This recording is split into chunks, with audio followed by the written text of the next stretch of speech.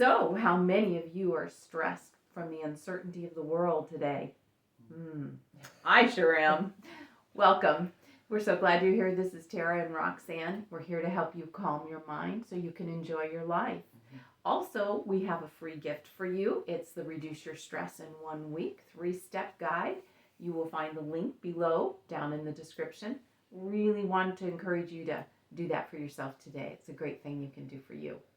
So, hey, Roxanne, stress from uncertainty. Right. I feel it. I do. Yes. I think collectively, everybody is having a lot of uncertainty and fear right now in the world. Everything from politics, inflation, just the social unrest. And even if you're not knee deep in it, there is a current that we're all experiencing. And some of us are more than others, but don't kid yourself. Everybody is being touched by it. Absolutely. People you love and care for are being touched by it if you're not. And so you still feel it. You can just feel it in the communities, in our environment, and it's just kind of interlaced with everything. And I think it's important to recognize that, because when then you have any personal challenges coming up, and let's be honest, life happens.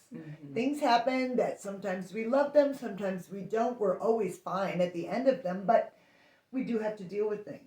And when we already have this undercurrent, like I said, of stress and fear going through everything, we're just not equipped to handle. It just throws us to the brink, and we just start to flip out a little bit. And then we get, of course, paralyzed by fear.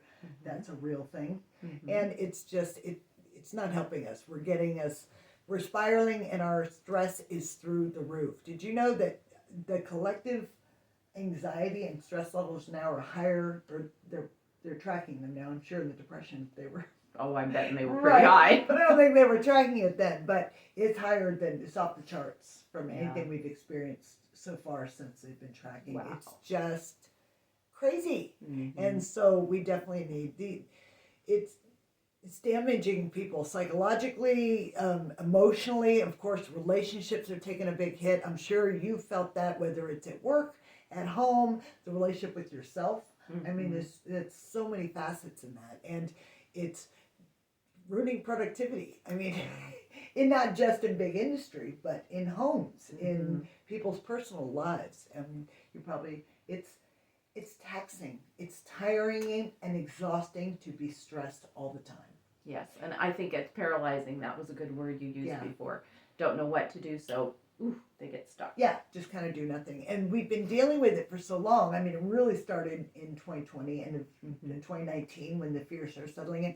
Now that we're a few years later, we don't see it so much anymore. It's become normal, and so it's not maybe at its height anymore for some of it still is, which is terrifying in and of itself. But we're all kind of have this thread. We just become normalized to it. Wow. Right. And I think it's important to recognize it. Step back and don't get more fear or stressed out about the fact it's there. Like, we're not trying to perpetuate that. But if we're aware, then we can look at it realistically, understand it's there, and go, I see you, and I'm not going to let you take over. I recognize that that's happening. Right.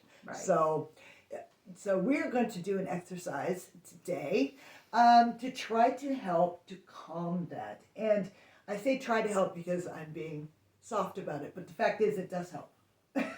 I believe it will. It really does. And this is a new one for her. So we're all going to be doing this together. And I can guarantee you it's not an easy one, but it is worth it, and it works. So if you work it, it'll work for you. It's that simple. I believe this. Yes. So events and situations are facts. Right? This is. And a lot of people do that. What's that saying? People used to say it all the time. I don't know, maybe they still do. Is what it is. It's like kind of like we're relinquishing to the horribleness that is our lives. It is what it is. But really what we mean when we say that is the story and the meaning and the, catastrophizing of a situation that we've decided is what it is. So now I'm just stuck as a victim or paralyzed. There's nothing I can do. It's all horrible. It's going to hell, and it is what it is. But that's not true. Right. It's just not true. So we deal with the facts and we take the story out. So I'm going to ask everybody first. You get 15 minutes when something happens. We were talking about this. Turns out we both did this and we didn't know it until just a few minutes before we logged out here. I always told my kids, and I gave myself 15 minutes when something horrible happens. Horrible being a relative term. Obviously, I'm just being a little dramatic for effect. But anything happens and you get 15 minutes to rant and rave and piss and moan about the unfairness of it all. It's unjust and this is horrible and why me? 15 minutes to feel sorry for yourself, whine and cry. And what did you call it? I scheduled my panic. Yes, you scheduled it. So I schedule a time to really panic about whatever it is that's come my way that has got me stressed. So what if it happens, it comes across your desk the middle of the day? Well, I have to schedule my panic. Because I don't have time then, I have to schedule that for later. So you just say, I'm going to think about this later? I'm Scarlett O'Hara. Another day. I'll deal with this another day. That's too funny. I'll have to figure out how that works. But then I like to sit down and go, okay, what can I do about that? Yeah. That's really And that's exactly what we're going to do. So I want you to write down. We're always trying to make people write things down. We do. Yeah. You think we have stock in papers? We should. We do not. So write down exactly what's concerning you, what's causing fear, what's the most anxiety-driven topic, whether it's economics or what the fact that so-and-so got elected or, a certain laws in place that shouldn't be, in your opinion. So whatever that is, write it down with no story. And I think that's a critical thing, Roxanne, is, because when we paint it with our story, we just muddied the waters. Yeah. So removing that story is real critical. So for example, what would that look like?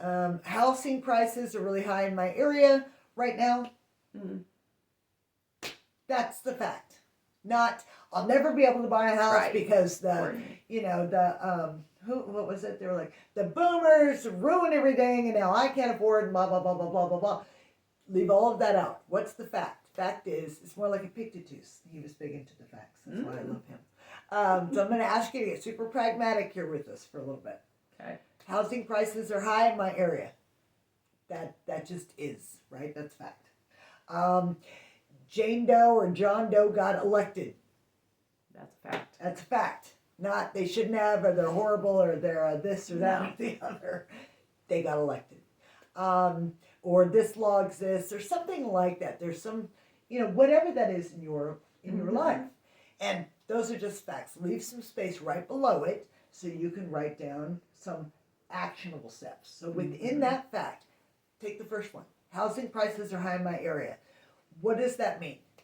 That means, okay, so what can I do? Well, I wouldn't have written it if I was making enough to purchase a house in that area. Sure. So you're like, okay, the fact is, the prices are here, my finances are here. So that's the reality of it. No emotion around it for now. So what can I do? Well, maybe I can look into different ways I can get promoted at my job. I don't know what kind of company you work for. Sometimes they do, and they go, if you do X, Y, Z, you can go to this level and this. Sure. And so you start doing that.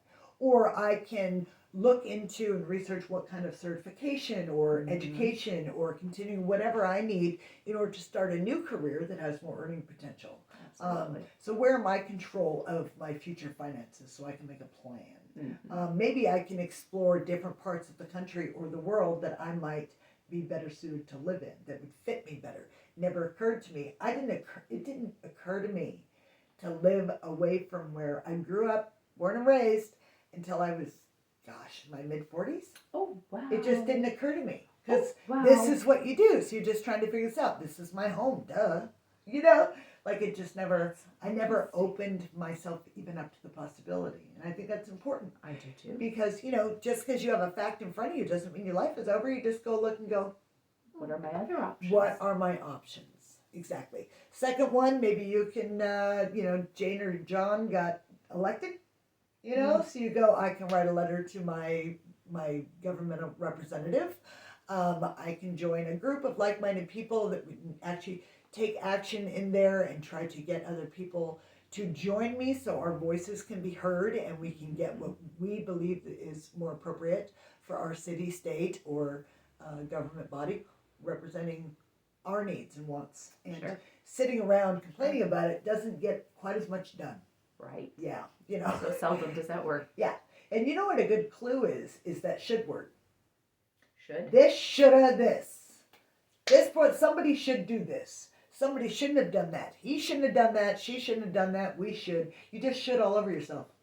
It's not a good plan long term. In fact, all it does is generate more stress. More stress. So this might take a little time to do, but you'll also come across some topics that there's nothing you can do. And that's just the reality. So if there's nothing you can do or nothing you're willing to do, and just be super honest with yourself. No judgment. Just say, quite frankly, honestly, I'm probably not going to go protest that or hit the stores when it's freezing rain for signatures. I know me. It's not going to happen. So if you can't do it, if there's nothing to do, or you're unwilling to do it, you're going to have to let it go. That's a big thing, Roxanne. Is. That's a huge thing. Because really, if you can't change something, complaining about it, it's not helping. No. So really letting it go is all you, really. Those 3 words, though, are triggered for a lot of people. Boy. Let it go. They're like, you don't understand. What you're letting go of is the fact. Yeah. The story doesn't play in here. We're not playing with our story right now, right? We can justify why we feel certain things about things. You could probably give me a laundry list. I'm sure you could. Mm-hmm. I'm sure I could, on why something's important to me and how it makes me feel and how it's affected other people in my life who I love and care about. But that's all the story. The fact is, here it is. What am I willing or able to do about it? Absolutely. And so that's why I said we're just getting super pragmatic for a second. But don't worry, I'm not asking you to be robots. We're not robots.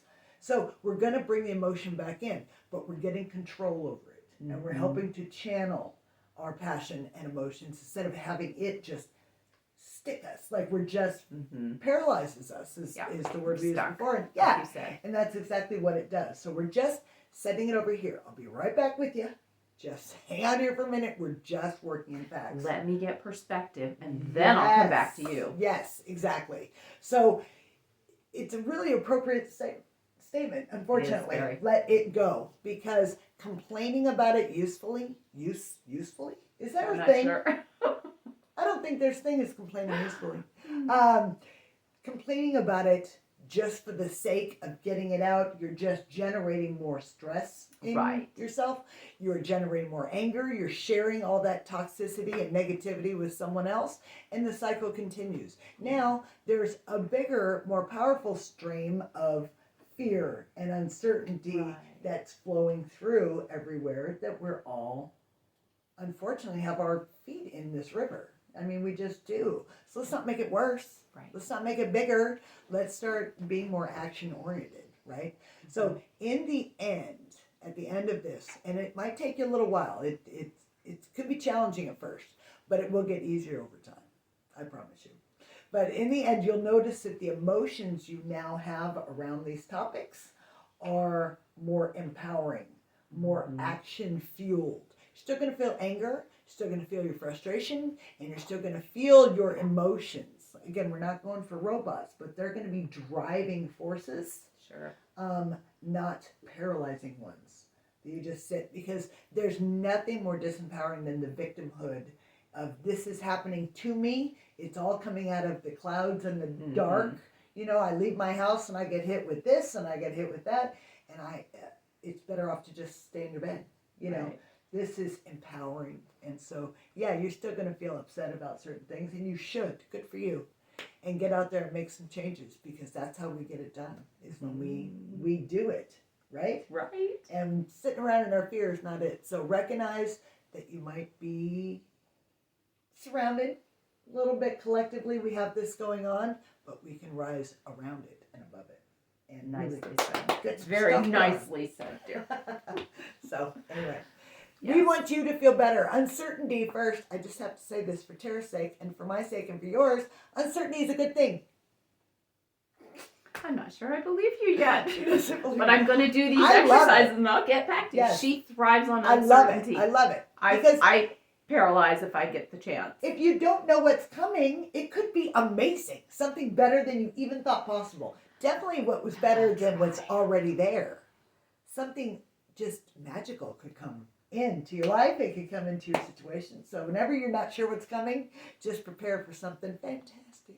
All right, everybody, let's do this. And we'll see what comes out of this. We'd love some feedback and some comments from you. Yes. I will do this as well and see if I can shift my thinking just a little bit. I love it. And by the way, don't forget that 1-week guide for reducing your stress. 3 easy steps. That link is below. Give yourself that gift. You might even want to do it before you start this exercise because it will help you chill out a little bit. You can take those emotions, that story, it'll be easier to set them aside because it's not always an easy thing to do. So don't give up and don't beat up on yourself. Start chill. It'll be good. Yeah. And again, Tara and Roxanne here to help you calm your mind so you can enjoy your life. Thanks again. See you later.